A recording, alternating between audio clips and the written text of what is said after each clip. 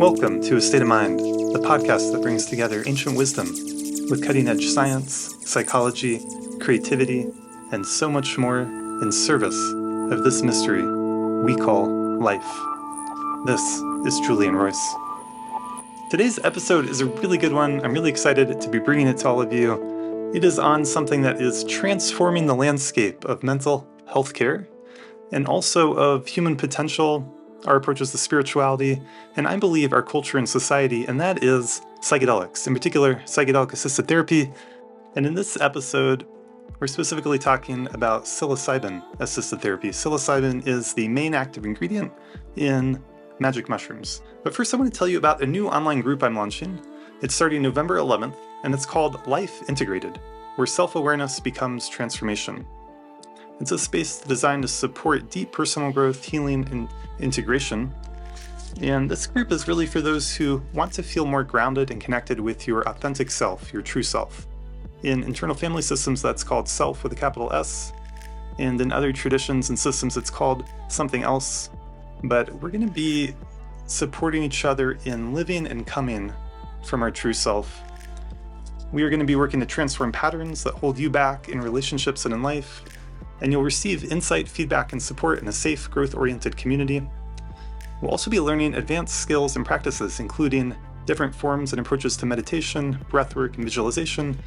And as part of the course, you'll get recordings of all those practices as we move forward together. So it's starting November 11th. It may be possible to join after that date, so whenever you're listening to this, please send me a message if you're interested, and I'll be happy to tell you more. So for today's episode, we're going to be doing a deep dive into psychedelic-assisted therapy, specifically psilocybin. And I'm going to be talking with a fellow psychedelic therapist named Clay Ickes. In our conversation, we talk in depth about the legalities and laws in Colorado, which I wanted to share with people. I get a lot of questions and inquiries around what's legal or not, and I hope that this podcast conversation really answers those questions. I will link to resources in the show notes below so you can learn more. But the state of Colorado is at the forefront of psychedelic-assisted therapy and making these natural medicines legal. So we talk about that. We get to hear about Clay's long journey to do this work, how he moved to Colorado specifically for that reason, to become a psychedelic therapist. So before we get to the conversation with Clay, I want to share with you some relevant science here. Psilocybin is the active compound found in what are sometimes called magic mushrooms. I don't know if I never hear anyone actually say that, but if you read articles and go to conferences on this kind of thing, that's what everyone always says. Let's call them what they are, psychedelic mushrooms. They've been used by some indigenous groups and people and communities for thousands of years in rituals of healing and transformation. And in the past 20 years or so, there's been a huge increase in modern scientific interest in these and other psychedelic compounds. Now, as some of you know, in the history of this, these were studied scientifically in the 1950s and 60s. That research then went underground with the war on drugs, and there's been a resurgence of that, which we've called the psychedelic renaissance, however you want to talk about it, but there's been a massive growth and interest in psychedelics, and a lot of it scientifically has been looking at how it can help with mental health. I have learned so much about psychedelics over the years, including what the best practices are for minimizing potential risks and for really maximizing the potential benefits of insight, of wisdom, of healing, of transformation. And I was reflecting on this. It's been eight and a half years since my first official training in psychedelic-assisted therapy. And this is a topic that is personal to me. I'm really grateful and inspired to be working in this field and to be here in Colorado where these laws have been passed to make them more legally available. I think that is wonderful, and there's a lot of responsibility there to hold them in the right energy and to care for them in the right way. Psilocybin for me in particular has been an incredible teacher and ally and guide and spirit. And it's been a source of inspiration for me. And I would say, if I'm honest, the single most powerful psychedelic experience I've ever had in my life was with psychedelic mushrooms. And it was in the deserts of Canyonlands many years ago with my friend Stephen Johnson, who was also featured on this podcast. So I think I will wait for another time to share more about that. But I can say that it proved to me, at least in my own experience, that changing our own consciousness in the right set and setting. First of all, it proved to me the importance of set and setting, because with Stephen there, we created an incredible ceremony based on ancient Buddhist practices and principles, and that actually served us really well. But one takeaway from that early experience all those years ago for me was it really proved to me, and I don't expect you to agree with this just because I say it, but for me it really proved that when you shift your consciousness on a deep level, it will affect the world around you. The so-called external world isn't something separate from our internal consciousness. They are of a piece, they are related, they are deeply interconnected, interrelated, perhaps at a deeper level, the same thing, the same substrate of fundamental awareness. And so again, maybe I will share more about that in the future, but for right now, I want to just share with you some relevant science on psilocybin therapy.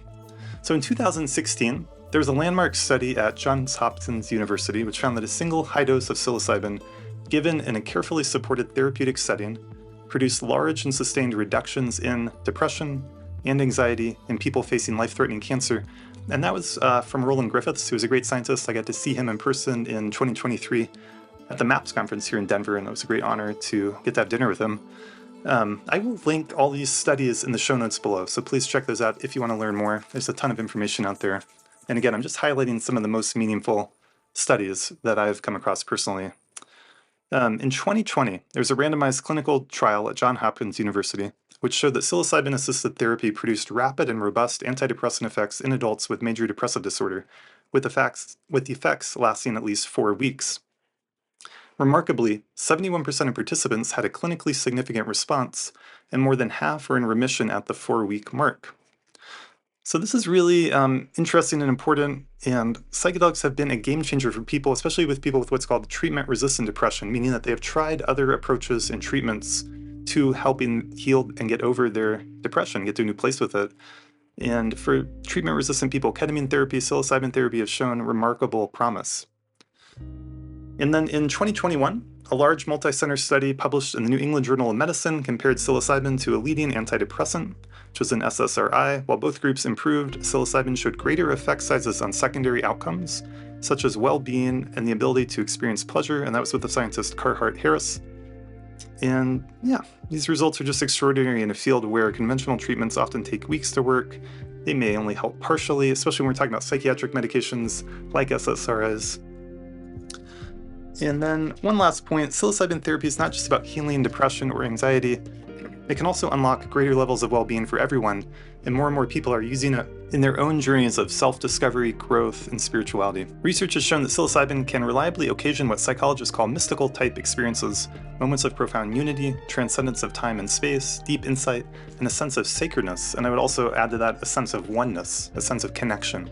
These experiences are strongly correlated with lasting increases in life satisfaction, purpose, and positive relationships. And that's citing a study from Griffiths again in 2006. Even in healthy volunteers, psilocybin has been shown to increase openness to experience, which is a personality trait linked to creativity, curiosity, and flexibility, and for that increase in openness to still be there 1 year after a single session. So whoever you are, whether you're someone struggling with what could be called clinically significant depression or anxiety, or you're a seeker of truth, wanting to live a full, good life, psilocybin invites us to slow down and remember.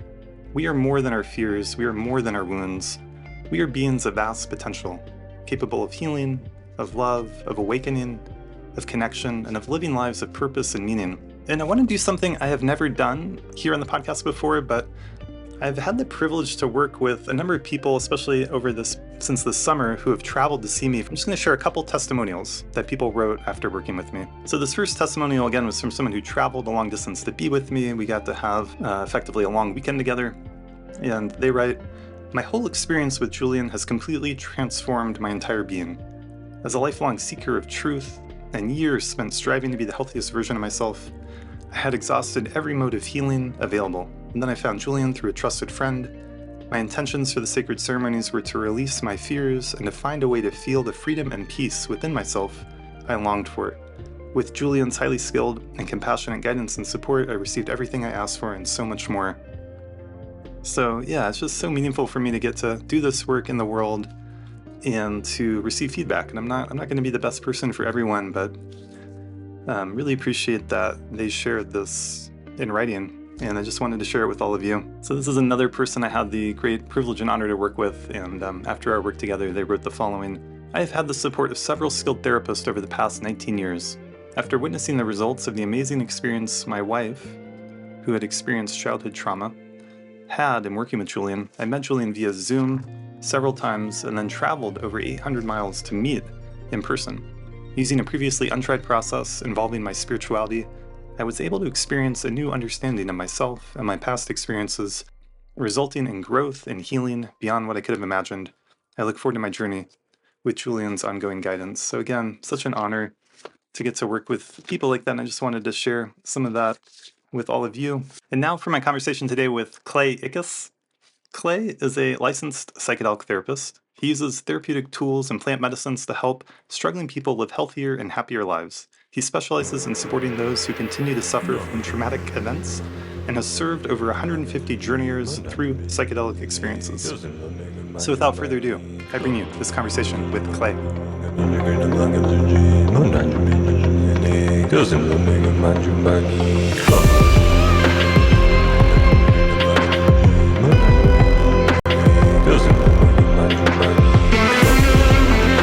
So I'm here today with Clay Ickes. Clay, thank you so much for being on the podcast. Absolutely. It's a pleasure. Very excited.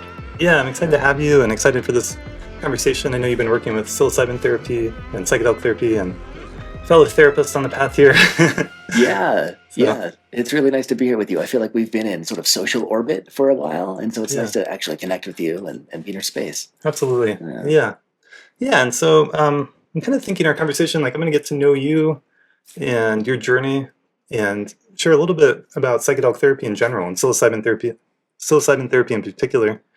And then I wanted to talk with you about the new laws that have been passed in Colorado, legalizing psilocybin therapy, licensure process, kind of the legal framework. And so I get a lot of questions, people asking me about questions about that. So I thought this could be a great time to just share some good, helpful information about that. And if you're listening or watching from another state or country, I think it's cool to share what's happening here in Colorado, because we're kind of really at the breaking edge of psychedelic therapy, and I love that.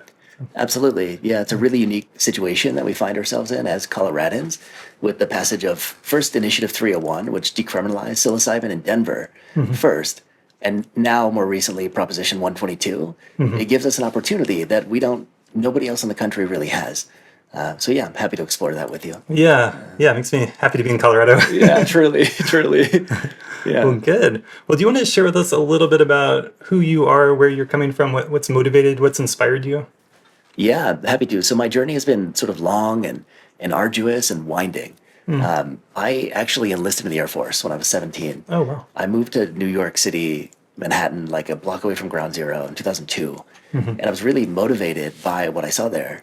I remember being a little child, like 8 years old, and walking through this hallway, and there were all these faces of like people who were missing from Ground Zero. And I saw that and was like, I need to join the military, and I need to sort of like be a part of solving this problem. Yeah. So I enlisted in the Air Force when I was 17, and I ended up getting kicked out before even going to basic. Didn't last long. Yeah, no, it didn't last long. I've been using substances. I was a drug user, in addition to this desire to sort of serve the country and like fight terrorism as I understood it back then.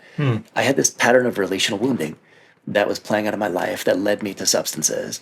I moved 10 times by the time I was 13. Wow, and that's a lot. It was a lot, very tumultuous. And so I didn't really have an identity. I really had to grow an identity. So my young, fractured identity was very attracted to substances. And as a result of my interest in substances, I started using psychedelics, sort of discovered psychedelics. And they revealed themselves to me as categorically different than the other substances I was using. Yeah, I would agree. Right? And a lot of people make that discovery. And I can remember a time where I wasn't aware of that difference either. Yeah. And we get the word drugs, like drugs are bad or drugs are maybe cool, whatever messages you get. But this word drugs is not very helpful because they're so different. And to recognize the differences is so important. So when you say substances, like what kind of things are you talking about? So mostly cathinones and amphetamines when I was young. Yeah. So I spent like 16 to 17 using cathinones. What is a cathinone? Cathinone, like they are, now people would know them as bath salts. Oh, geez. This is a bad reputation. They have a very bad reputation. Mephedrone and MDPV were the substances. How did you get exposed to that at such a young age? So they weren't scheduled. MDPV and methadone got scheduled in like 2012. And so for a while, you could just like go to the store. There were sort of like, there was this head shop light in the town that I grew up in. Oh, I didn't know this. Yeah, I didn't know that. and you could just go and buy it. I had no idea. Yeah. So just, I mean, when you say bath salts, my mind goes to news story of Florida man eats someone's face. Am I taking a leap here?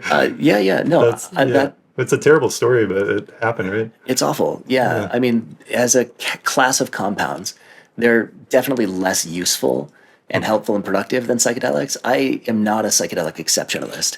So what that means is that I believe that psychedelics are indeed drugs, like all other drugs, and belong to a larger cultural context of the war on drugs.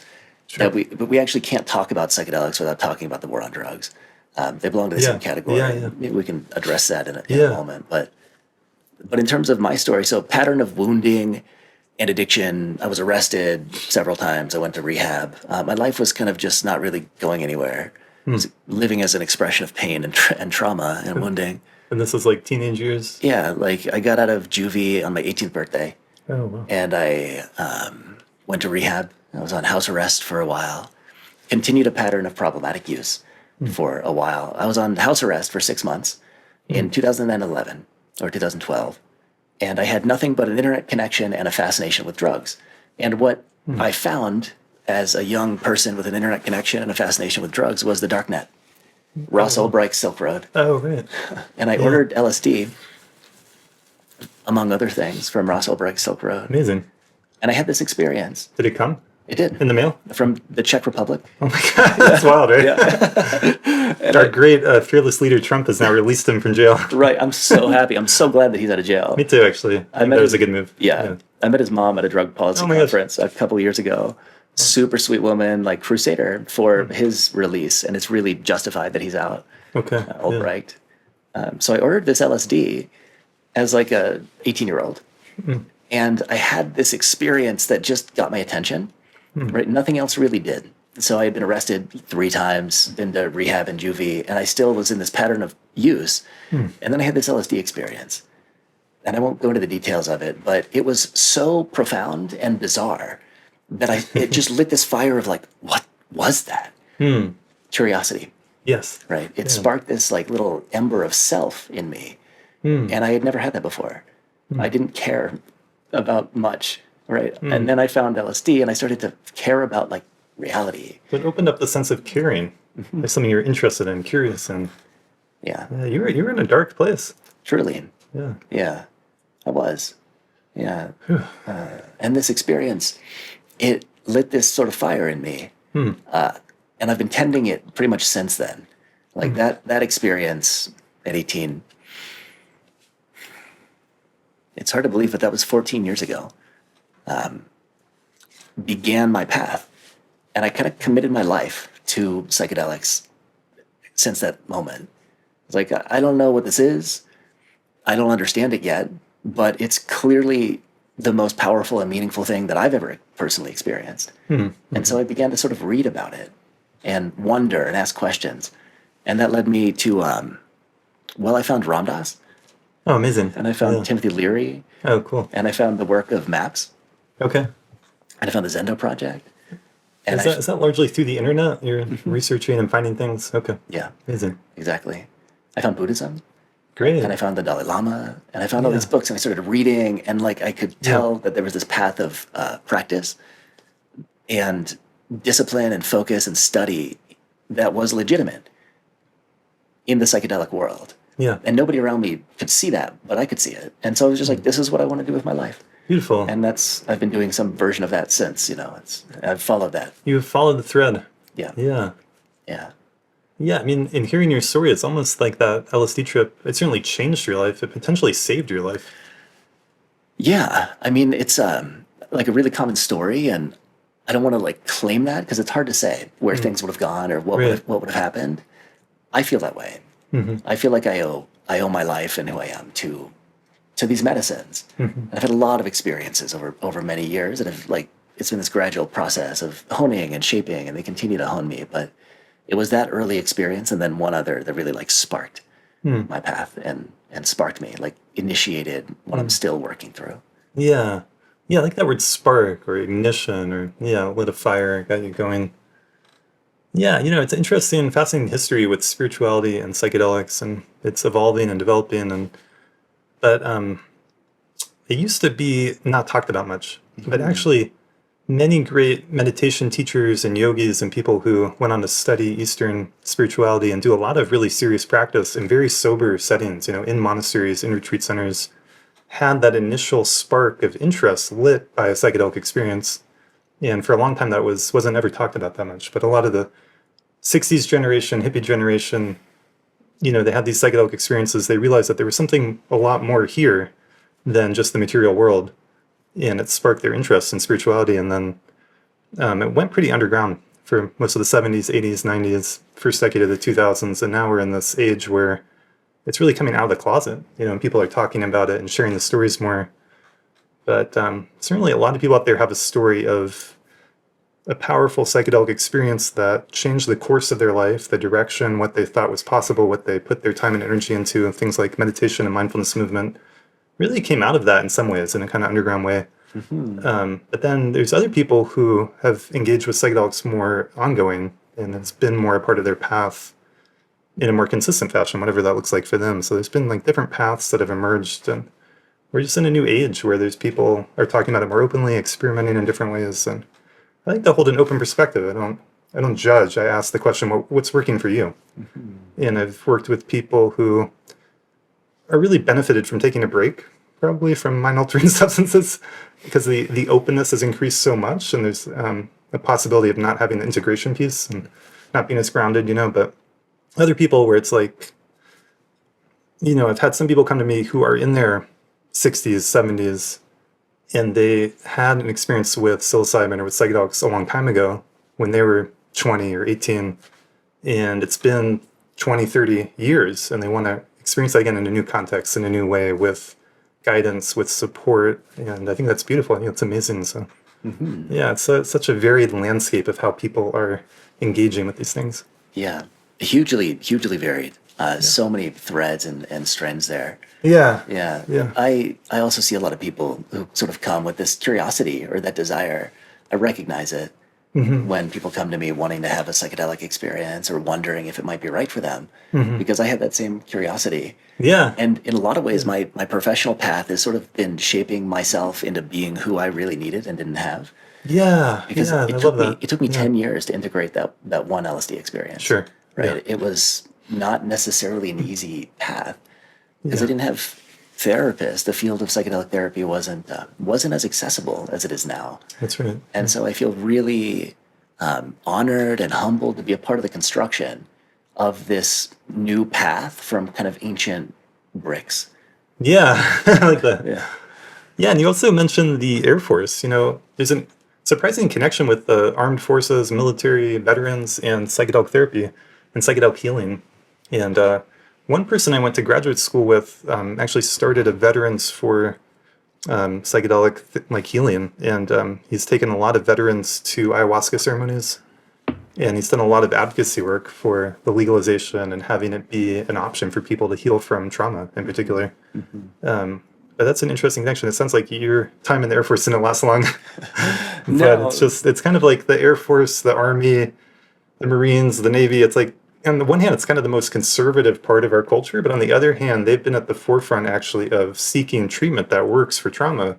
And this has been a great, there's a lot of potential here for healing that they're not finding in other ways. So it's interesting how some of the old divisions between left and right, conservative, liberal, drug war, this, that, have actually radically changed in the last few years. And the change has been profound, and it's happened really quickly. Psychedelics as a field are this amazing watering hole. There you go. Right? Where you have different species, like people who are fundamentally from different philosophical, political, ideological perspectives, all looking at this well of resource, of sort of nourishment, of healing, of hope, and drawing from it in some way. And that's one of my favorite things about it, is that it's really expanded from this countercultural, antithetical type of field of information and study and interest to something that is really becoming popularized. And I'm happy to see that. I'm really happy to see that there are more conservative people that have involved Me too. themselves. Rick Perry, For example, yeah. the governor of Texas. He's Great example. Yeah, really deeply involved himself in the psychedelic movement because they don't just belong to counterculture. And counterculture, I think, has actually been counterproductive. Right? Oh, what do you mean by that? So the criminalization of psychedelics initially was because of the positioning of them as belonging to the counterculture.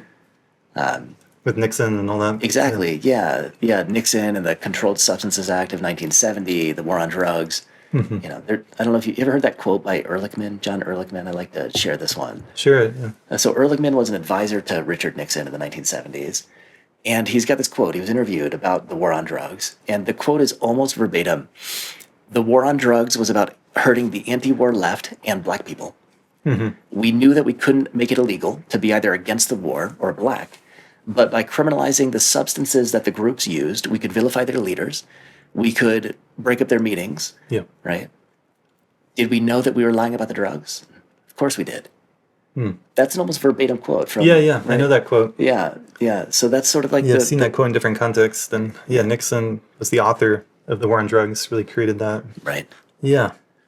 So that's sort of the like cultural baggage of the psychedelic renaissance and of drugs. There's a lot there. Yeah, there's a lot there. There's a lot we could say about that. I have a huge soft spot in my heart for the counterculture and the hippies, and so it's not their fault. Obviously, it's not the fault of black people that Nixon went up. I mean, Of course. they were actually on the right side of history in that case in a lot of ways. You know, protesting the war in Vietnam and all that. It's a terrible war, and it's hard to say much good about it. That came out of it, but yeah, that is the cultural baggage, and we're in a new place where we can transcend that, and we can. I mean, my hope, I think you're speaking to this, that they could help healing for a whole society, help us heal these divisions. And I like the metaphor of the watering hole. I love that. So there are so many lines in culture these days that divide people. Yeah. And so anything that brings people together, where we can have a common conversation, we can meet from a place of mutual understanding. I think that's healing and helpful. And psychedelics do appear to be that. Sometimes when we step just outside of that, we get divided again. But there is this sort of merging, forming unification in the field of psychedelics, and that makes me hopeful and grateful to be involved in that. So. Yeah, me too. I am a little concerned about the potential for a backlash, but right now they seem mostly to be bringing different people together in different ways, so that's great. Yeah, well, it's really special here in Colorado for a lot of reasons. I mean, this place, since Amendment 64, which was the amendment that legalized cannabis in Colorado, we've had really incredibly progressive drug policy. And I kind of recognize that about this place, and it's a part of what brought me here initially. I moved here to Colorado about 10 years ago to be involved in the psychedelic program. Oh, amazing. So that actually is what brought you here. Specifically and explicitly. Yeah. I transferred to CU in 2015. Okay. CU Boulder, because they had a Students for Sensible Drug policy. Oh, yeah. I was a part of that group. You were? I participated in that a little bit, yeah. Yeah, amazing. And there was a chapter at Naropa University where I was going to school, and we did some stuff with CU. Yeah. Yeah. And Naropa had NAPS, right? The Naropa Alliance for Psychedelic Studies. Yeah, so a desire to be involved. Yeah, and actually when I was in university, grad school for psychology, started about 2016 to 2018, and it was right at the time when this sea change was starting to happen. And there were professors there who were very wary about drugs, psychedelic therapy, didn't want to talk about it. And that attitude, in fact, affected me too, because part of my graduate school training was being evaluated for professionalism and for integrity, and I didn't want a reputation as the druggy person or whatever. But in that time there, it was this sea change happened. And in 2017, I went to the MAPS conference in Oakland. We were talking about before we started recording. Yeah. And that was such a big event in my life, where thousands of people gathering, all these scientists talking about all these research projects and research findings showing how things like psilocybin were helping with anxiety, with depression, with trauma, with PTSD. And all these great inspiring speakers, Stan Groff was there, and some of the creators really of Gestalt therapy, what is his name? Claudio Naranjo gave an amazing talk. And I think it was one of his last public talks before he passed away, actually. Right. And I actually have a recording of it on my phone, and I listened to it a while ago. And it's so beautiful. And there were all these, 60s counterculture figures, but then all these scientists, and then more kind of people advocating today. Anyway, that 2017 conference just opened my mind to wow, things are changing. There's this coming revolution in psychedelics for mental health, for healing. And I went back to school with a sense of empowerment and a sense of direction. Like, I want this to be a part of what I'm doing too. And then I saw the teachers and professors and administrators shift their attitudes. And now Naropa University has its own psychedelic therapy program. You know, didn't have that when I was there. But so, yeah, there was like part of the cultural issues we're speaking to. It's like that countercultural thing, the war on drugs. Naropa University and all the other institutions and universities, they didn't want to be associated with that. They rejected the research of LSD and psilocybin. They left it in the dustbin of history, so to speak. And then they came back to it in this last few years, the last 10, whatever, however many years. But like that old school attitude of not wanting to be associated with that stuff and it being kind of underground and like, yeah, maybe they had psychedelic experiences, which is why they became a therapist, but they didn't want to talk about it publicly or talk about it in a classroom. And that's all shifted so much in just a few years. So, yeah. Institutionalized and internalized stigma Yes, about drug users, right? And Naropa University, I mean, it's amazing. I was the first full-time psychedelic employee at Naropa. Oh my gosh. Yeah. I didn't know that. I was there. What does that mean? Psychedelic-assisted therapies program. They were paying you to take drugs? Coordinator? No, quite the opposite. Okay. Quite the opposite. So many things that I could say. So this idea that fundamentally that drug users are bad. Yeah, right? That drug users are bad people and morally reprehensible wrong. And this sort of bleeding over into institutions. And we're now in this place where we're sort of sorting that out and parsing that.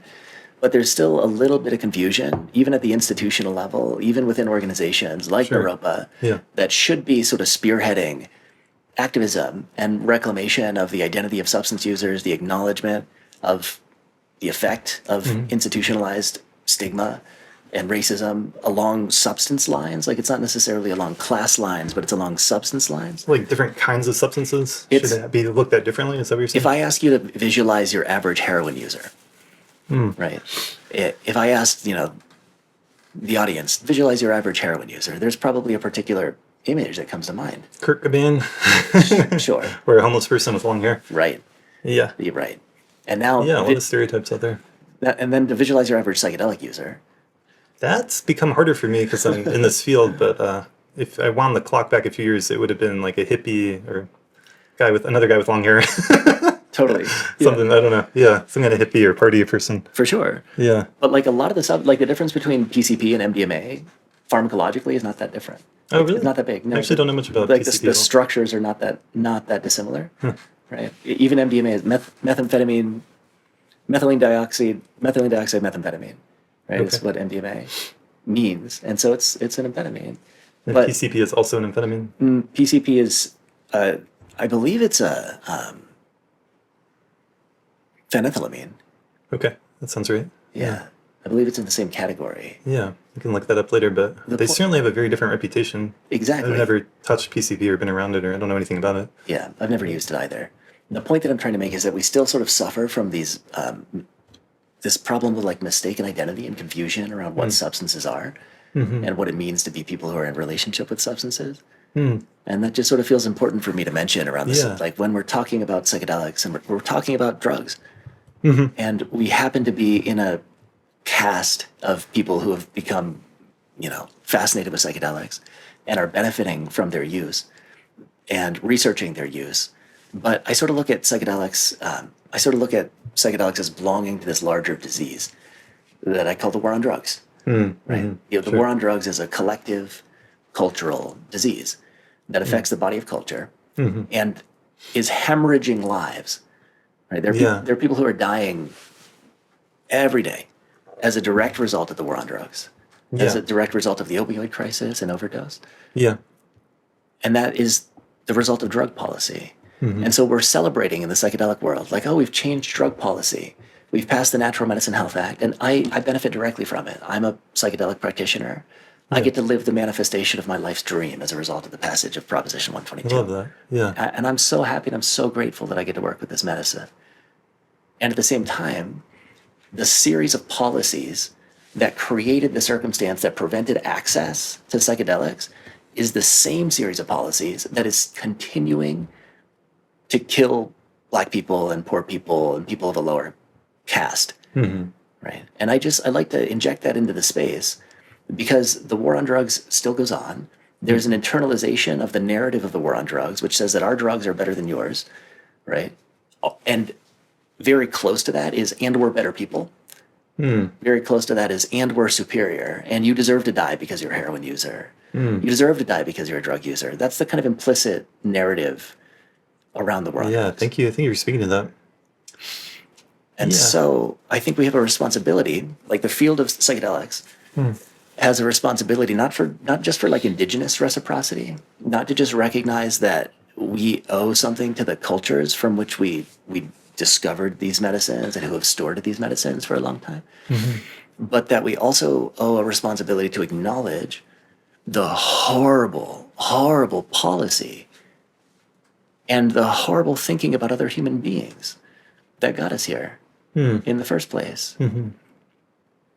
You know, and these when I worked in Europa, I had supervisory conversations for talking about ayahuasca. I got in trouble for talking about ayahuasca. With who? In what context? With somebody who was like a supervisor of the program, somebody who was working at the program. Yeah. And so even in organizations that we would think would be very progressive, there's an internalization of a narrative, which is a drug war narrative. Like the narrative of the war on drugs has seeped really deep into our culture at the level of like implicit racism, or it's an implicit bias that a lot of us hold about what it means to be a drug user. Well, why did the administrator get angry at you, or why did you get in trouble for talking about ayahuasca? Well, because ayahuasca is illegal. Oh, I see. And versus psilocybin in Colorado now being decriminalized? Is that the distinction? Okay. Yeah. Oh, interesting. Yeah. I'm surprised the reason wasn't that ayahuasca should be the realm of indigenous people who've had it for thousands of years, and that we shouldn't be, because that's another attitude that if you want to, and I agree with that, but if you want to be a space holder or a facilitator for that, you should train with the people who've held that medicine for a long time. I guess that's a different discussion. You're raising a lot of really important points. I think for most people, my sense is they do make a distinction between different classes of drugs, and something like heroin or crack cocaine or PCP.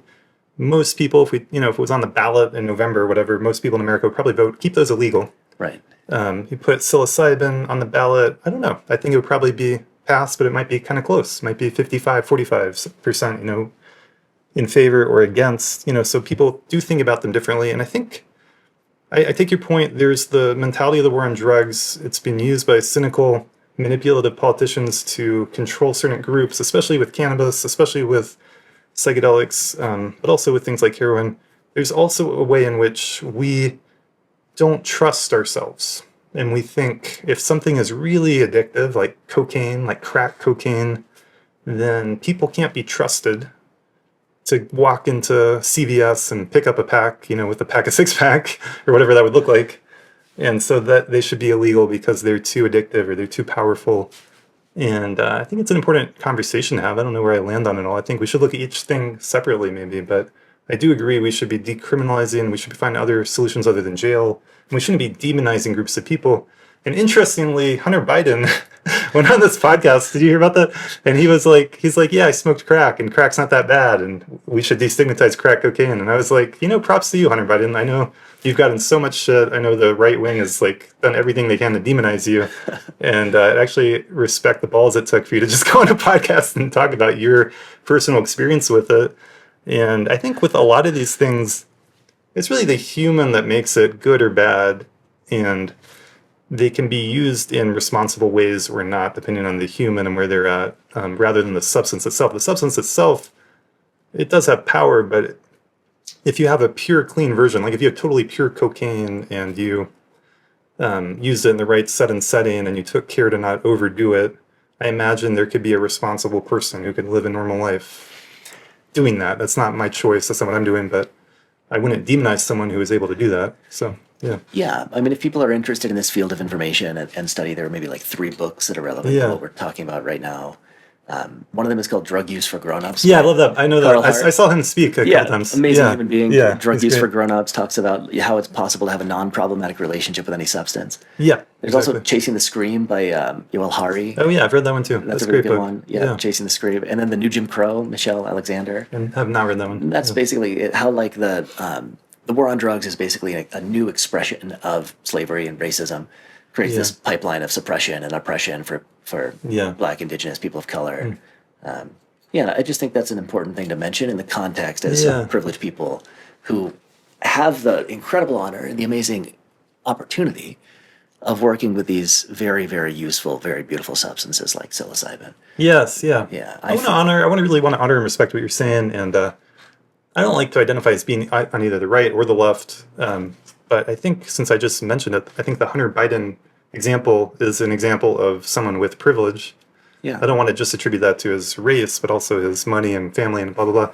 Doing something like crack or cocaine and not having the punishment that so many other people have been impressed with. So I take your point. It's a good one. Yeah. We should change these attitudes. I think this kind of conversation hopefully will help in some way. Yeah.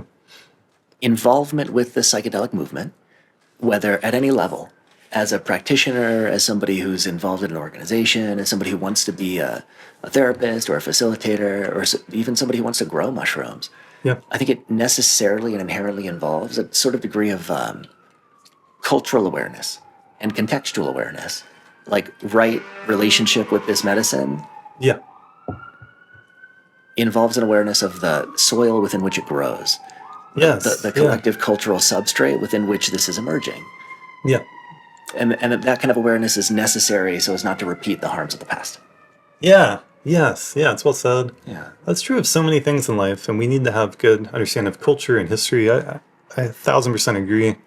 I think another related piece here for me is the hippie movement, the counterculture, the scientists now, and the psychedelic movement. Like, that's its own kind of culture. Like what you experience at something like the MAPS conference, what people get an experience of when they go to something like Burning Man, what people are experiencing when they go to Grateful Dead shows or Fish shows, or even people who are signing up for research into psychedelics now and getting a PhD in chemistry and looking at the, all the chemistry of it and looking for new compounds. Like, all of these pieces are part of a new evolving culture that we get to be a part of, that we can create, and we can be informed by history, but we can also honor something new here is happening, and we can try to make it the best that we can make it. And we're going to make mistakes, and our kids and our grandkids can learn and do it better.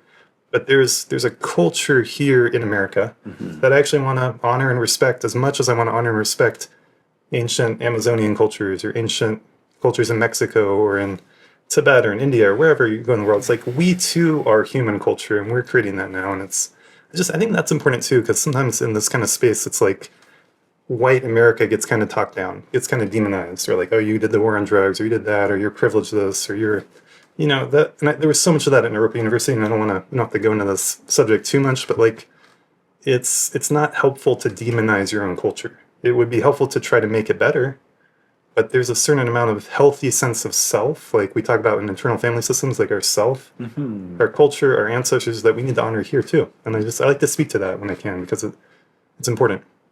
Like, we're not gonna make progress by demonizing ourselves. Yeah. And we're not gonna make progress by tearing everything down and saying that this is the worst country ever. Like, that's not gonna. To me, that's not the answer. Sure. And there's too much of that on the left, and too much of that, unfortunately, at a place like Europa University. Yeah. Yeah. I wish it wasn't, but there it is. I love that awareness, like the impact of speech and the impact of expression. Yeah. It's my hope and intention to sort of invite and to inject and to bring awareness to a larger field of information so that we can maybe make it better, because we are in possession of this incredible opportunity of this moment. Yeah. Like, this collective cultural moment that we live in is unlike maybe any other that's existed. That's right. Right. And we have this it's this responsibility, burden, opportunity, the gift of this moment. And I say these things with a sort of fervor and with a kind of passion, because I feel like it's really important to do this the best that we possibly can. Yes. With what we have. And we're well equipped. You're right. There's a lot to honor about this culture. Yeah. There's a lot to honor about who we are. Yeah. And I think one of the most powerful, perhaps radical things I do with someone when they come to see me, we'll often do a mindfulness practice. And it's just a few minutes, it's simple. And, it's feeling the breath, feeling the body. And at the end, I invite, can you feel gratitude and appreciation for yourself, for showing up here today, for doing this work, for doing this practice? Can you think about all the good things you've been doing in your life that you've been telling me about, all the efforts you've been making, and appreciate that and respect that and love that? And can you love yourself? And I've had people break down in tears when I say that. because there's this epidemic of self-hatred in our culture. And even people who are doing so many good things and trying to eat the right foods and caring for their family and coming to therapy because they want to be a better person, and yet it's so hard for them to actually love themselves. Right. And that's what I want. That's what I'm trying to speak to here. Yeah. Yeah. On the personal level, that is really important. Yeah. Yeah. That sense of self-love and appreciation and the recognition. Like, though we swim in waters that have been poisoned by people who are not us, right? We exist in a collective cultural framework of macro level trauma and pain. There's been pain that's been inflicted at so many levels towards so many people. Yeah. And as a practitioner, I sort of speak to the larger level of that pain on that podcast and like on this podcast in this moment. But on the personal level, you're so right. That's not necessarily something that we need to take upon ourselves or internalize or look at as a reflection of who we are. That it would be a misperception to look at the flaws of the world and say that must reflect the flaws of who we are, Right. as an individual. Yeah. As an individual, it's like, oh, that must be because I'm bad or I'm wrong, and so many of my clients also carry that wound, like the internalized voice of an abuser, whether it be an individual abuser or a collective, larger level abuser, an internalized voice. And so I appreciate you naming that. Yeah, there are different levels that we're talking about and working with here as we explore this. Yeah. And so that is the personal level, and then on the collective level, to have a sense of the goodness of our ancestors and culture is also important. So that's what I think they're the same. They're related. They're the same kind of thing. I think it takes more courage to look at our history and our past and learn from it, and acknowledge the bad and appreciate the good and see how we can move forward. It takes more work than just labeling all bad or all good, which is what the kind of our politics seems to devolve into. Right. It does. Yeah. There's not a lot of nuance in the conversation these days. It's a lot of triggering, a lot of like trauma glasses, pain glasses, or ideological, like, oh, you're in this camp, and so you must automatically be wrong or automatically be bad. And it breaks my heart a little bit. I really love human beings, and I love people, and it hurts me to see us so divided against each other. The things that are happening in the world in this moment bring me some degree of pain. So hopefully psychedelics and this movement can help with that healing and us having a sense of connection, as well as honoring our differences. And kind of want to bring it back to some of the science, and then want to talk about the laws with you here in Colorado. But the science with psychedelics has been awesome, right? I mean, it's not a magic bullet, and it's not going to fix everything. But I'm just going to read a little bit here. In 2016, there was a study at Johns Hopkins University that found a single high dose of psilocybin, given in a carefully supported therapeutic setting, produced large and sustained reductions in depression and anxiety in people facing life-threatening cancer. And then in 2020, another study at Johns Hopkins showing that psilocybin-assisted therapy produced rapid and robust antidepressant effects in adults with major depressive disorder, with effects lasting at least for 4 weeks. Remarkably, 71% of participants had a clinically significant response, and more than half were in remission at the 4-week mark. And this thing around treatment-resistant depression is huge. Anything we can do to help someone with treatment-resistant depression is huge. It's potentially saving someone's life, because obviously suicide is a high risk for someone who has had depression for years, but it's saving their life in the sense of giving them their life back that they feel they've been missing. Because when you're in that kind of depression, life doesn't feel worth living. That's why it's called major depression.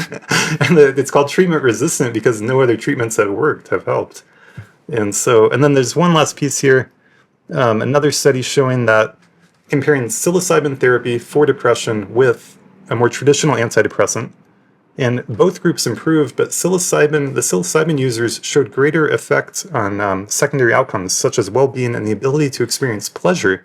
And one of the main downsides and negative side effects of SSRIs and the more traditional antidepressants is a reduced feeling to feel pleasure, a reduced sex drive, right? It's a lot of people talk about like a safety blanket. Everything feels kind of evened out. But as we know as therapists, if you can't feel the lows, you can't feel the highs. Like, you got to be able to feel the good and the bad, however you want to talk about it. So many things there. how I put it is the denial of any one emotion is the denial of all of them. Yes. The practice of denying emotions is non-directional. And so when we practice and we cultivate inside of ourselves the ignorance or the suppression or the repression, the turning away from an emotion, we're also turning away from all the joy and the pleasure and the beauty that is ours, is birthright, just by virtue of being a human being. Yeah. Some of these studies, the escitalopram study, the SSRI, that was Robin Carhart-Harris, and the secondary outcomes, I think, is really significant to talk about this. Yeah. In research, they use like outcome measures, like the Columbia Depression Scale and these kinds of outcome measures. And that's in spearheading and is responsible for the modern renaissance in psychedelics, by and large. And there are so many things, so many aspects of being a human being that aren't really captured by like a 15 question questionnaire. Yeah, that's the truth. Yeah. And so I love that this study that Carhart-Harris included these sort of secondary measures, because we're talking about things like life satisfaction, like you said, pleasure and joy, the ability to hold positive feelings in the body, the ability to feel connected to other people and to feel seen and known and heard. And I think those are really important, sort of almost more qualitative things that don't often get measured. And they're things that I see in my clients all the time. And like those are the things that are therapeutic. If depression is this sense of hopelessness, pervading sense of hopelessness and lack of self-worth, anhedonia, right, and avolition, like the lack of pleasure in the body and the lack of volition. And you can have a moment in a psilocybin experience that is magnetically polarized to that, emotionally, like a single moment of like, oh my God, I love myself. I feel like I belong. I feel like the world is a beautiful place. And my recognition of the beauty of the world spills out onto me. That's the medicine.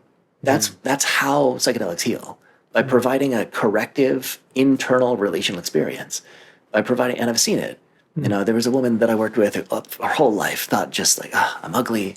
I don't love myself, depression, low self-worth, low value. Yeah. And in a psilocybin experience, in psychedelic work, when somebody gets up and goes to the bathroom, we have touch contracts. And so we only touch in certain places like hands or shoulders or feet. If somebody gets up and goes to the bathroom, then we can offer a hand and help them, because sometimes psilocybin will sort of impair your ability to walk. Sure. And so I helped this woman to the bathroom, and she looked in the mirror. And, like when you're traumatized or when you're depressed, you're looking through these glasses. You're looking through this lens that says everything is ugly and everything is horrible, and so am I. And psilocybin brings this sense of, oh my God, I can't believe how beautiful this world is. Wow. Awe. Awe. Yeah, absolutely. Awe. And I want to talk more about awe. Yeah. But that awe lens was brought right back to her. Right? She looked in the mirror and she said, wow, look at you. Oh my God, look at you. You're so beautiful. You're an amazing, miraculous being. I can't believe that I'm you. Like there was this moment where that awe and that appreciation for the beauty of the world was reflected right back at her. And it's my sort of sense as a practitioner that at those moments, it's that felt sense of the opposite of whatever we've been experiencing. That is the healing for a lot of people. A sense of belonging, connection, awe, and beauty. I love that. Yeah, I couldn't agree more. Yeah, absolutely. Yeah, so that is important. Those sort of secondary things that aren't necessarily measured in outcome. Something funny about this research is like the durability of the antidepressant effect seems to keep getting pushed out. Oh yeah, you were saying that to me. It's fascinating. So like there was like the 6-month follow-up study where they said like, oh wow, the reductions in major depression are lasting and durable for up to 6 months. That's cool. And then there was like a year follow-up. It said like, oh, people still aren't depressed a year later from one psilocybin experience. Oh, I love that. Like what's happening there? And I read one recently that was 2 years. 2 years, no longer qualifying for a diagnosis of major depressive disorder, 2 years after a single psilocybin experience. Yeah. Single psychedelic-assisted therapy session with psilocybin. And there's some confounding variables. Sure. Like they might have been engaged in other work, and I have some theories and ideas about that. Yeah, well, and one piece that I want to speak to in case it's not clear is all these studies are being done, we're talking about psychedelic-assisted therapy. So it's not a high-dose psilocybin experience at the Grateful Dead concert. And it's just, I'm not saying one is ultimately better or worse, but I want to appreciate the difference. And so when someone comes to me and is interested in this kind of work, we have at least 3, usually more sessions, hour-long sessions, intake sessions, process. They talk to their doctor. There's a lot that goes into it, a lot of training and holding the space. And I think anyone listening can appreciate the difference between a high-dose psilocybin experience being held by a skilled therapist, practitioner in a safe space where it's just you and just your experience. It's going to be different than a concert setting, going to be different than a social setting. It's going to be different than an experience with your lover or partner, as beautiful as those are. This could be your enlightenment experience. I'm not saying they can't be, but what I want to do, I think what you want to do in terms of this kind of work is set it up for the highest potential for long-term success, and that meaning your deep well-being, your genuine well-being, not just a cool experience in the moment, but something that can transform you potentially for the rest of your life. So I look at all the factors I can, all the variables, and just try to create the best chance for that kind of outcome. It doesn't mean that, but at the same time, it's unpredictable, so we don't know what'll happen.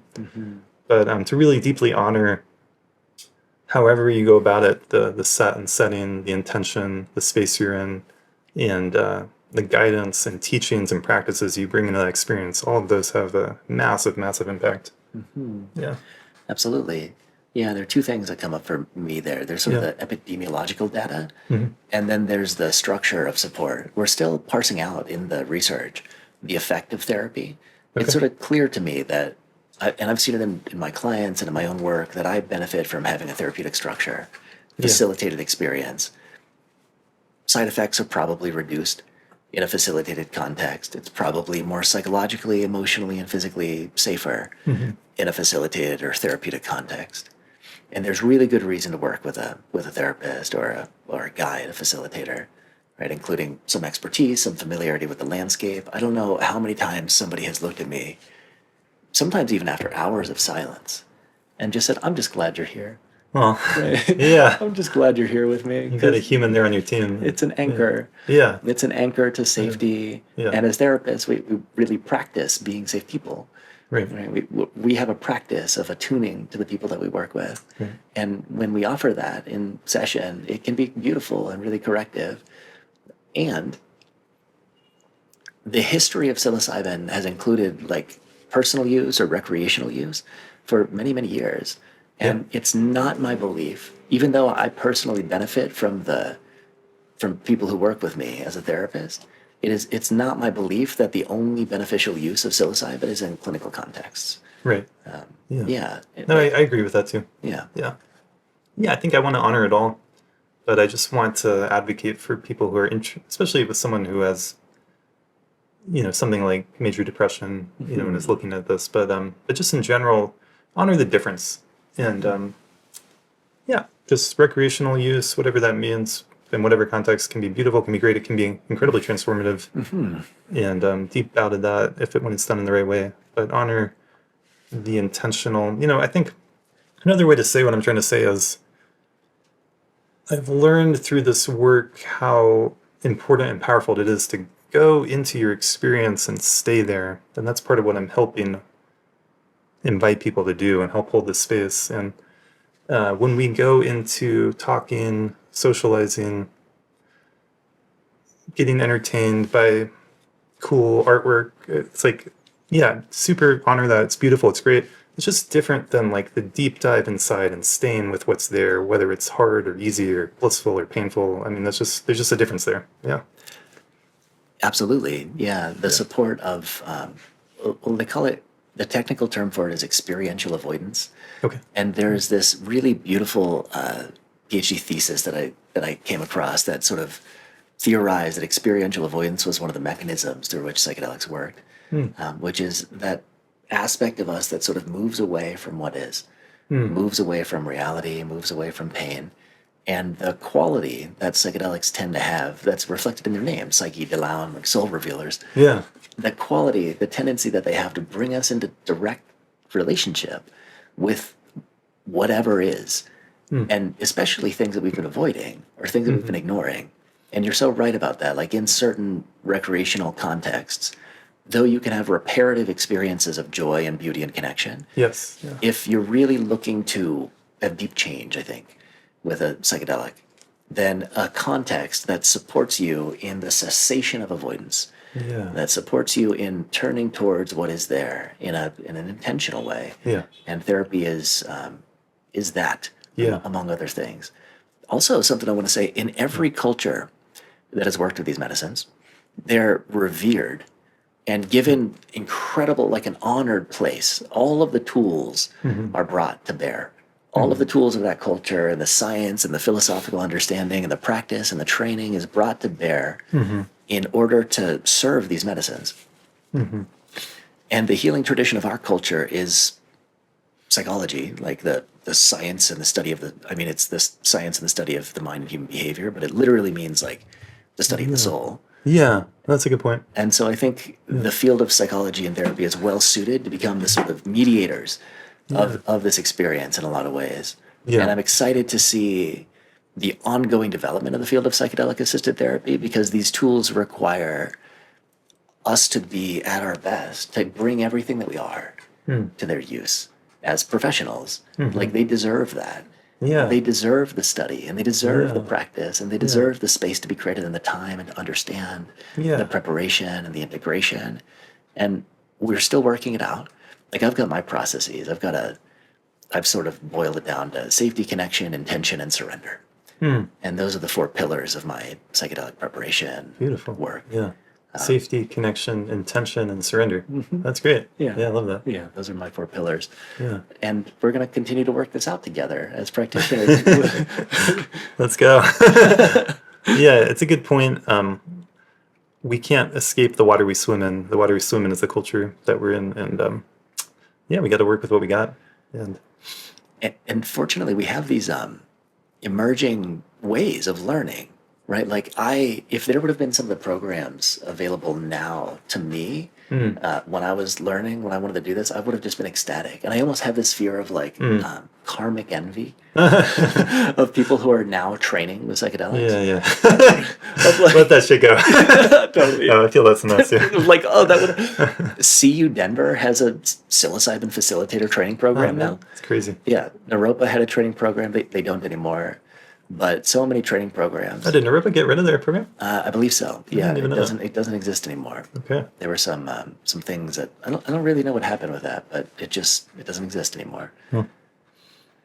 There's always going to be new developments and new things. But it's a good point. We don't have to get too into the weeds, but I'm fascinated by the placebo effect. And if a placebo is given to you by a doctor wearing a doctor coat in a hospital, it will be much more efficacious than the homeless guy in the street handing you a pill. Totally. Even if it's the same pill. Right. So these things actually affect us on a deep psychological level that we can't. It's a level deeper than what you're just thinking. You might think to yourself, "Oh, I don't believe in that," or "I believe in this or that." It's a deeper level than that. It really does affect us. When you go to the hospital, you see a doctor, you're entering into a certain psychological space, and it will be affected by what they say. And I've actually helped people heal from some medical trauma because it doesn't always work out well with the doctor. Sometimes a doctor gives you a message that you internalize that's a negative one.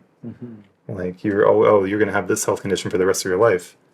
That's a hell of a thing to hear. And it's not always true. But then you have to heal that belief system. So anyway, these things we're talking about are really deep and powerful. And it's not going to necessarily work for us to hop on a plane and go to a different culture. And we can get benefit from different ceremonies and contexts, but we also want to honor what we grew up with and where we're at. And it's kind of like, I can't chop off my left arm and get it replaced with another left arm, right? It's like, we got to work with what we have. Absolutely. So, That's, it's my theory, observation, perhaps, that shamanism is the recruitment of the placebo. And it's the effect of the placebo is intensified by belief. And so for people who grew up in a culture that believed in shamanism, and believed that this person who used the ayahuasca or who used the curandero, believed in curanderismo or believed in indigenous shamanism, whatever kind, that what's happening there is the activation of the placebo, for better or worse. And it's supported by a cultural context. It's supported by a lifetime of believing that this is the person in our culture who represents healing. And one of the things that I notice or observe that is like a little bit, that I'm excited about developing, in the psychedelic world is the creation of appropriate cultural contexts for the activation of that belief, right? Like when I as a Westerner go to Peru and I do dieta with the Shipibo, or I go have mushrooms with the Mazatec, I did not grow up in a cultural context that said this is the healer of my culture. Right. And as a result of that, I don't believe that their medicine is as powerful for me as it is for somebody who grew up in that culture, because the belief isn't activated. And we do have the activation of belief around doctors and therapists. And so we get to use that as a part of the way that we heal. Yeah. We're developing a culturally appropriate, culturally resonant vehicle and carrier for psychedelic work in the Western world through therapy and psychedelic medicine and research. And that feels just really exciting to me. Yeah. Yeah, it can be a both and. We can include all these things. But yeah, it's a good point. I agree with that. I mean, don't get me wrong. I've dieted with the Shipibo. I've spent time in Peru. I've walked that path very deeply, and I love it. And I just observe that it's maybe, I think about it like fresh water and salt water. Like animism and shamanism and indigenous cultural traditions are the giant, vast mystery of the ocean. Deep, boundaryless, potentially immeasurable. Western scientific study and inquiry is a boundaried river, right? There's a specific direction and flow. It's measurable. We know like it's contained. And in the world of psychedelics right now, the freshwater river of scientific materialism, we'll just call it, and research is meeting the ocean of spiritism and animism and shamanism and these indigenous practices, and we live in brackish waters, right? We're in. I love that metaphor. Yeah, I think there's similar conversation to be had, similar points to be made around meditation, actually. Sure. And that the deep practices of yoga, meditation, breathwork, visualization, bringing our awareness to different parts of the body or different visualizations. Certainly, other cultures like in India and Tibet and China were using that for healing and transformation and awakening and realization and spirituality. And that's entering our culture in new ways too. And it's a kind of similar kind of dance. Oh, I love that. Yeah. And as you say that, I realize that the field of psychotherapy is already accustomed to the integration, like through third wave psychotherapies, mindfulness-based stress reduction, cognitive behavioral therapy, dialectic. All third wave psychotherapies, like what do they have? Mindfulness. Yeah. Right. Like we, as our profession is already in the practice of speciation in the brackish waters. Yeah. And there's different paths, Yeah. I mean, if you really get the essence of mindfulness, you don't particularly need medicine, is my opinion. And it's a big conversation, but if you really get how to meditate in a way in which you can, enter the self that IFS talks about, or touch into your true nature, that is that's it. That's what we're trying to get to here. So there's different pathways there. Yeah. But I guess, maybe it's like the metaphor of the mountain, different ways to the mountaintop. It could look different, they could feel different, but the essence, I think, has to be the same. That's my personal orientation. Yeah, I feel similarly. I don't think it's strictly necessary to use or to work with psychedelics. Psychedelics are massively supported by mindfulness. Yes. I think it's a little bit dangerous or irresponsible or incomplete, like a stool with two legs, to engage in psychedelic work without a foundational practice of some kind. That the plant that is psychedelics in the garden of our life really grows and thrives and flourishes through practice of some kind, like a meditation practice, a yoga practice, a writing practice, an exercise practice, a movement practice. That practice is the most important piece for integration and for durability. That's my theory, that the durability of psychedelic effects is modulated by practice, by active involvement and engagement with our life. And meditation is a perfect pillar for psychedelics to weave in and out of, and without that, it's my belief that you can't get as far. I agree. And it's been exciting for me to see, I kind of speaking to this earlier, but multiple people I've worked with after a psychedelic experience have been inspired to start their morning very intentionally, have been inspired to start practicing mindfulness or meditation, or have more intentions, more journaling. So I think a lot of people have can have a big experience, a very healing experience, a transformative experience, but then they realize there's a path. If you want to live that, you have to walk a path. And that path does not look like taking 5 grams of mushrooms every day. No. That doesn't work. So you've got to, and you don't want to. That's the other good thing about it. You actually wake up wanting to be intentional about your day, wanting to meditate more. That there's this thing can awaken in us that actually wants to do things that are good for us because they actually feel good on a deeper level. So this beautiful, like, what's the word? Cycle of virtue can start. This pattern of virtue, this movement towards wholeness and healing and health actually is feeding you more. You tune into that. You wake up to that. It's possible to kind of be in a space where, like, oh yeah, I hear about mindfulness. Oh, I know I'm supposed to eat healthy, or I know exercise is good, but I love playing video games and I like being on my phone all the time. And it can be hard to get forward movement there until you get a felt experience of, like, oh, this actually feels better to put my phone down and meditate. And it's not like always going to feel better in the moment, but you feel that it's feeding you on a deeper level. There's something in you that can awaken and actually want that. And I think that's so important. And it's mysterious. It's amazing, but we need to get to that, right? Yeah. Yes, yeah. Yeah. There's so much of it. Like, there's a lot of Buddhist literature, and like the way that it's written, like the way the Bodhisattva by Shantideva. Yeah. Like, so many passages in that book are just like, basically, remember your life is sacred. Yeah. Remember that you're living in a divine opportunity of this moment that has never come before and will never come again. Yeah. Like, remember that, and then act in alignment with that.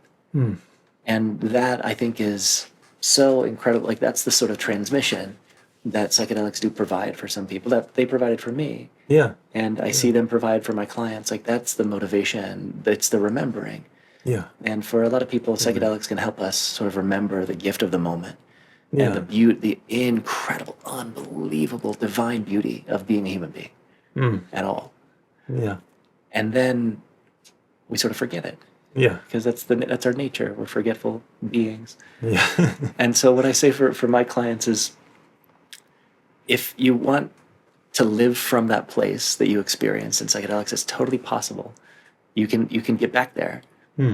If you experience it, you can make it a part of who you are.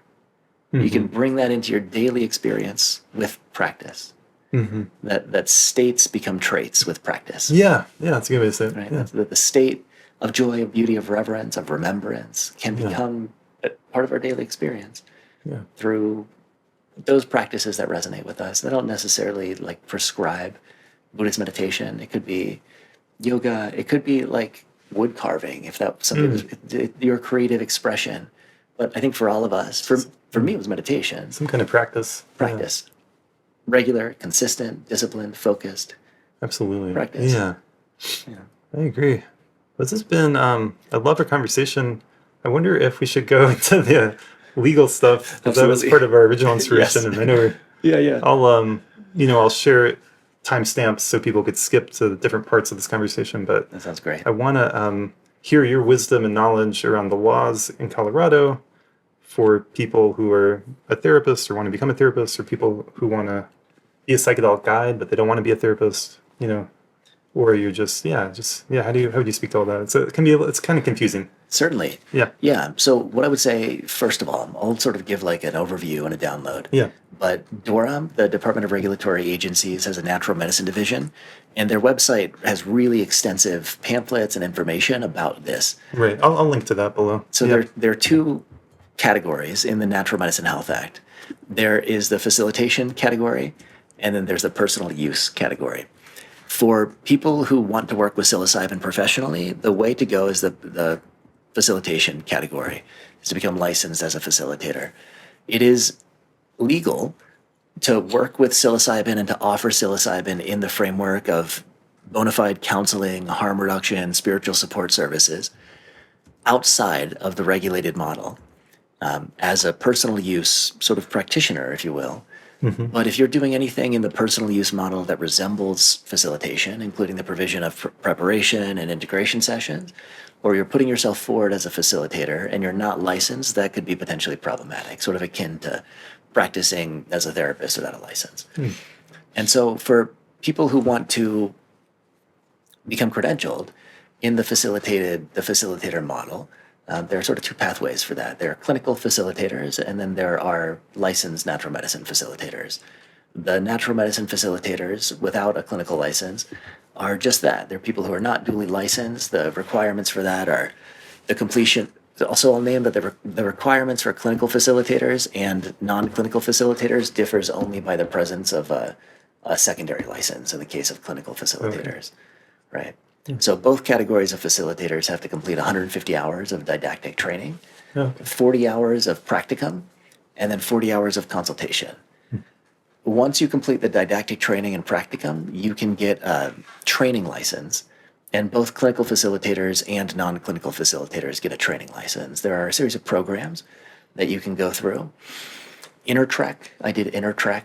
I liked it. IPI is a program, the Integrative Psychiatry Institute for people who are therapists.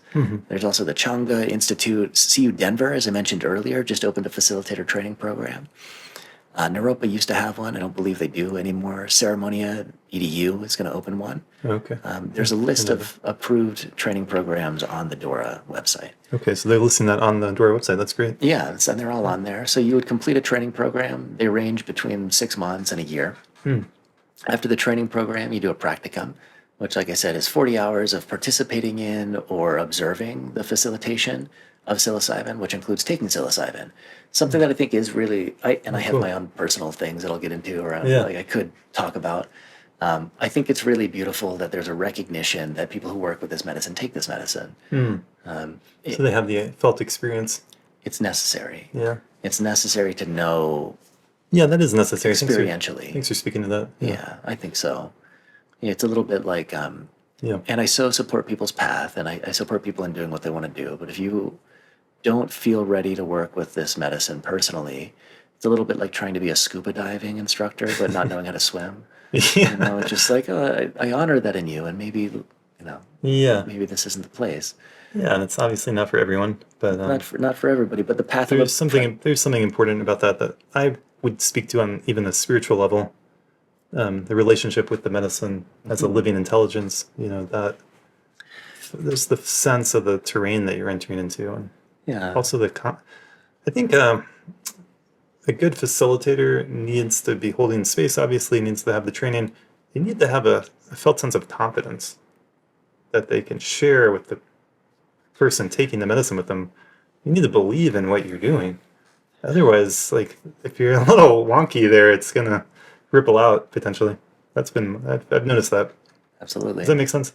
Yeah. Totally. Yeah. Like if you're going on a flight in an airplane and the flight instructor's next to you, but all of a sudden he's like, I don't know if this plane's gonna make it. Right. Like, what do you mean? No, you can't say that. Yeah. You're supposed to be the confident one. Gotta go to land the thing. The holding of self-energy. Yeah. Yeah, right. Exactly. Yeah. That's it. It's important, to know experientially what somebody is going through. I think like 20 experiences that you can get through the practicum with one or two, but I really think like probably at least 20 ethically.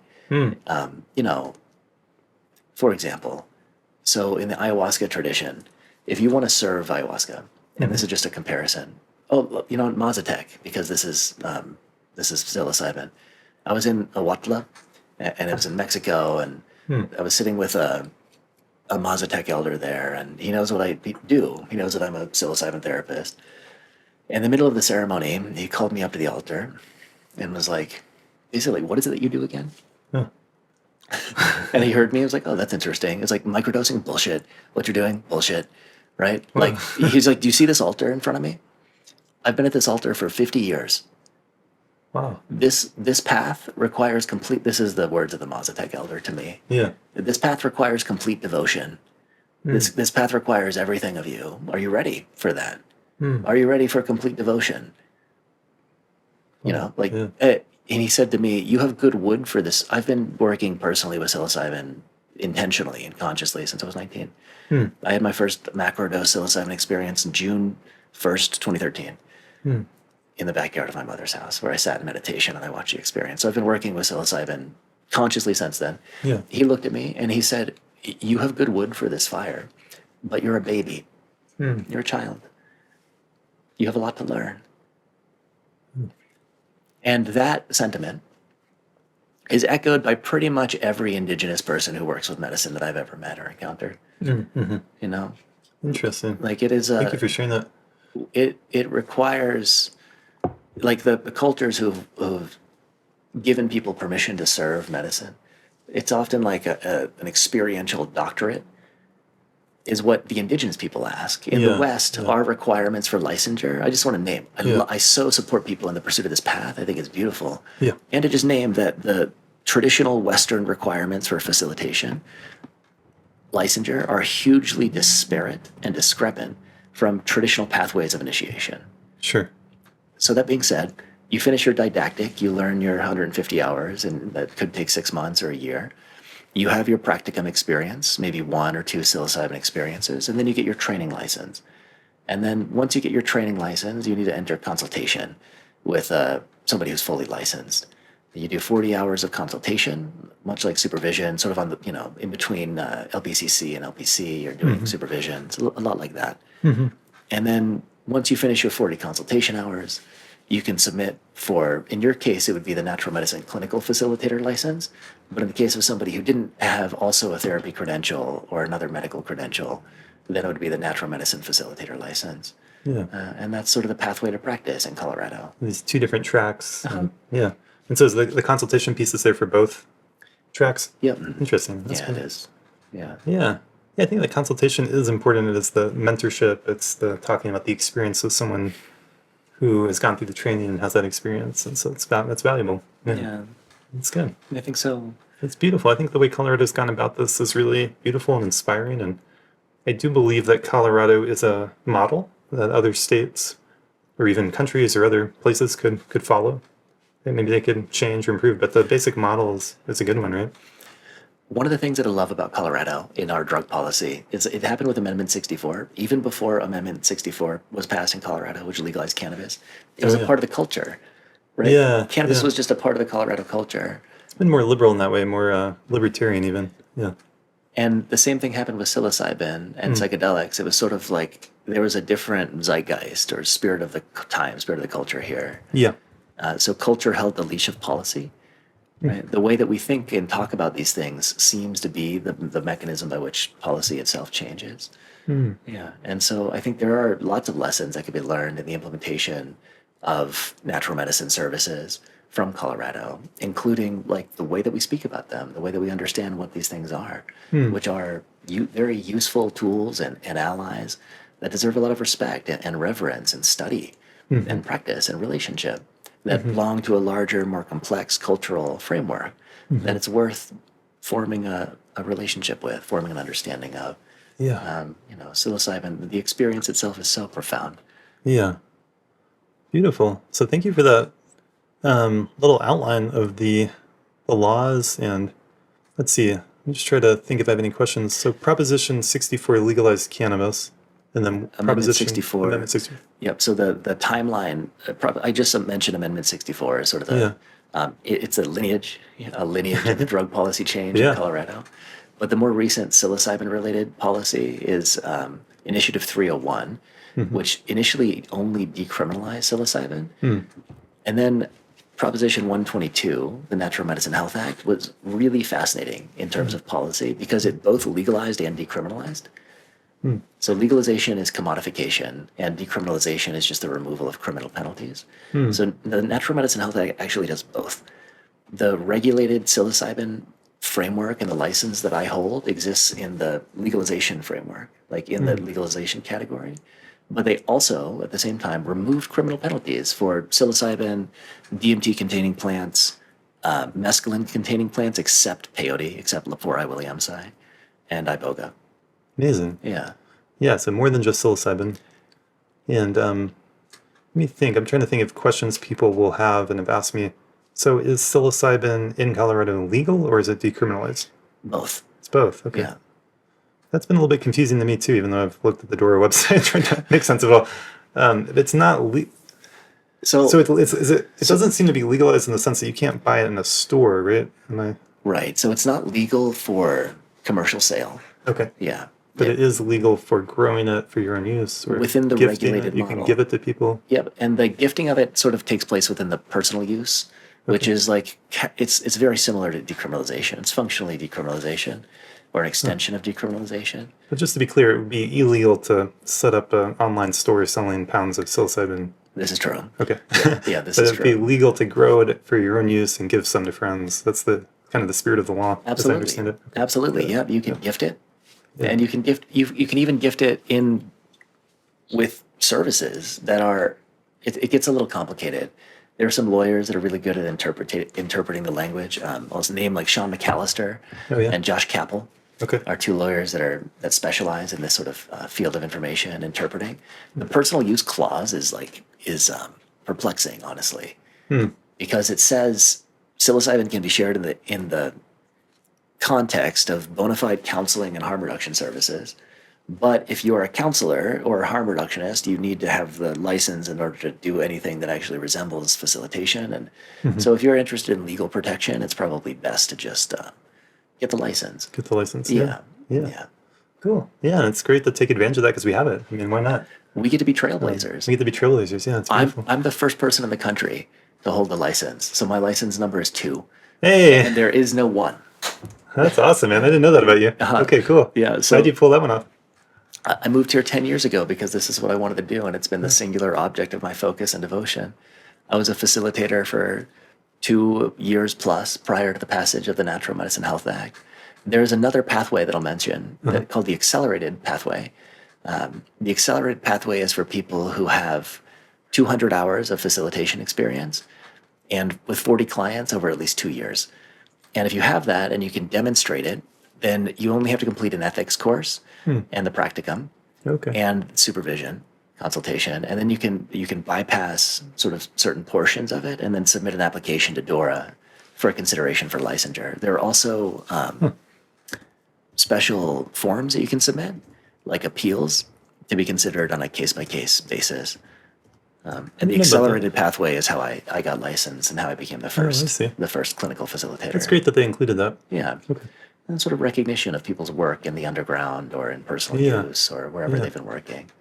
Yeah. Amazing. This is so helpful. I think this part of the podcast will be really useful, and I want to be able to, I might even make it a standalone little video that I can refer people to, because you probably get it too, but there's a lot of questions about it, a lot of confusion out there, and a lot of gray area. But it's cool to like hear about the laws and to just see, because we could have a whole podcast episode or more than just one just on this, but like the way that the law was developed was in consultation with community, with indigenous people. I'm going to push back against that a little bit, actually. That's what I was told. Yeah. So the amendment that was passed, the Natural Medicine Health Act, was passed with funding from the New Approach Pact. A New Approach Pact was sort of like you call it like astroturfing. There were representatives of New Approach Pact who embedded themselves in local communities like Psychedelic Club. Say the name of that? New Turf? New Approach Pact. Astroturfing. Fake grassroots. Oh, so it appears to be grassroots, but it's actually funded by an outside organization. So that's New Approach Pact. I haven't heard of that so much. Okay. And there were actually contingencies of local community here that insisted that the Natural Medicine Health Act not be passed. I did hear that, and I did have debates and hear people debating at the time, and I have friends that voted against it, even though they're very pro psychedelics and pro decriminalization. Yeah. Yeah. It's nuanced, like everything in this field.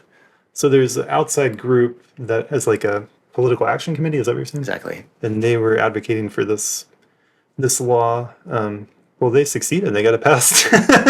They were very well funded. And who's funding them? I don't know. This is part of so I guess I'll just confess I haven't done the level of research and knowledge around all this legal aspects. I get, but at the time I had multiple conversations with people and I'm like, you know what, I'm just going to vote for this thing because I believe in it. I hear the voices of people who say that they were voting against it, but I'm glad it got passed, and even if it's an outside group that got funded, I'm not seeing negative effects from that. So it seems like overall a good thing to me. And it puts Colorado at the front of this movement that we're talking about. But it's interesting. It's good to share that and be honest about it. And yeah, I mean, it's with the whole cannabis legalization thing, a lot of money. There's companies that are trying to trademark or patent, psilocybin or psilocybin analogs, or Right. there's a lot of, Right. capitalist shenanigans. My hope is that in the long run, none of that shit will matter. But you know more about that than I do. There's this company that was trying to patent like music and comfy pillows in a psilocybin Pathways. therapy. Yeah, so it's just like some bullshit out there for sure. Compass Pathways is like the Yeah. Globotech of psychedelics, yeah. They're just like But I just laugh. I just want to like laugh that off because it's so absurd that I just don't think it's like letting the genie out of the bottle. I mean, you're just not going to be able to do. There's not going to be a police force going around and like enforcing your patented music for psilocybin therapy or whatever it is. No. So I just think it's ridiculous. So Yeah. maybe it helps them raise money from their investors, but I don't think that company is going to succeed in the long run. They're doing very well in the stock market. Are they? Yeah. Oh, man. They're yeah. Maybe I'm wrong. And they've also passed these like trigger laws, or they've been trying to pass trigger laws. They have a proprietary blend of psilocybin called Comp 360, Yeah, I heard about that too. crystalline psilocybin. Yeah. Yeah, I mean it's the way that they're just all they're doing is taking classic pharmaceutical tactics and applying it to psychedelics. It feels particularly egregious because of the context of psychedelics as sacred medicines, but it's not abnormal behavior in the context of capitalism. Okay. Brackish waters, Yeah. right? Yeah. You're talking about systems of thinking, Yeah. meeting and blending and merging with other necessarily fundamentally contrary systems of Interesting. thinking. Yeah, and when we get into the legalities of it, it's interesting. I guess if I'm going to play devil's advocate, maybe some innovation will come out of that capitalist motivation. Some new compound is discovered that helps people and they get to patent it, or some new technique that they get to patent. So maybe something good could come, but it shouldn't stop other people from just using psilocybin as a medicine. Yeah. Or maybe we have widespread access to a medicine that is as potent and as powerful as psilocybin that goes throughout the country and is covered by insurance. If that's the outcome of Compass Pathways, then I bless them. I hope they succeed. I see, because it would be a new drug, so to speak.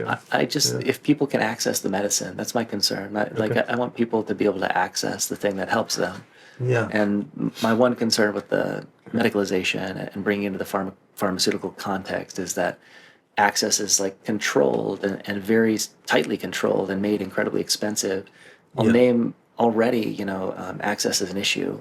Sessions are expensive. As a practitioner, and all people who are practitioners that I know, we have to charge quite a bit because the room rental price, the price of medicine is rather expensive. And so equitability and access is something that we're working on, is an ongoing issue in the psychedelic field.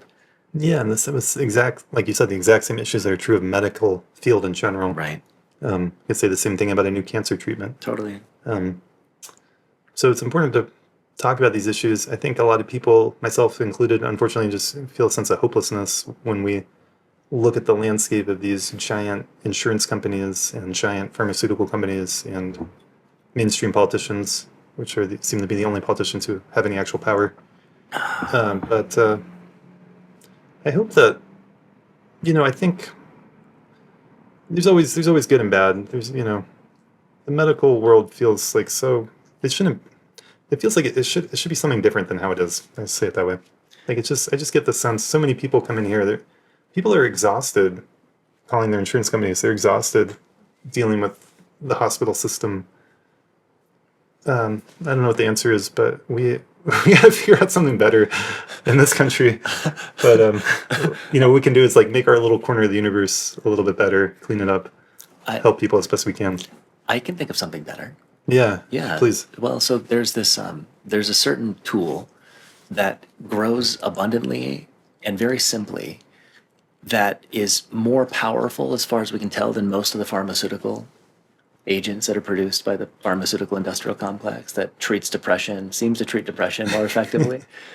Really? And that you can grow yourself legally in Colorado. Yeah. And that you can access through certain practitioners. And when it grows incredibly abundantly.